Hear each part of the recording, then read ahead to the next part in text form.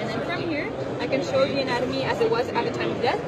So everything is accurate. There's no rendering done. Since the cadaver was flash frozen, there were scans that were taken of the cadaver itself. And then from there, you can see the anatomy as it was at the time of death. You can also isolate or annotate different parts of the system. So in this case, I can start by removing the skin, removing the skeletal system and other structures until I'm left with the gastrointestinal system. From here, I can get a better view by just zooming in. And I can also get a posterior view by just giving it a little spin. And in this case, I can start removing different structures and getting the annotation of any structure I remove. And I have this undo button where I can bring everything back up. This is amazing.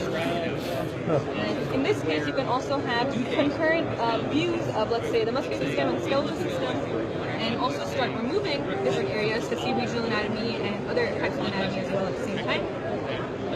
If you don't want to look at the anatomy as a whole, you can also see regional anatomy. So in this case, I have the female head and neck. To mimic something that you find in surgery, you can also do natural cuts. So in this case, I have an incision made, and you can also see the relationship between the skin, the fat, and other structures. And as I showed earlier, you can go ahead and also remove structures here and press this undo button. And what's interesting is these are actually the scans that were done from the cadaver. So everything you see here is what we saw at 0.6 to 0.8 millimeter thickness. And so each time I turn around, slide through these sections, I can see where it goes. And you're not just limited to the head and neck, you also have areas like the brain, large areas like the thorax and the abdomen, all the way down to the leg and foot.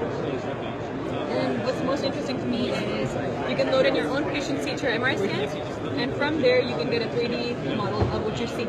So here we have a post-operative scan of a patient with a brain aneurysm, and this is the actual CT. that was provided.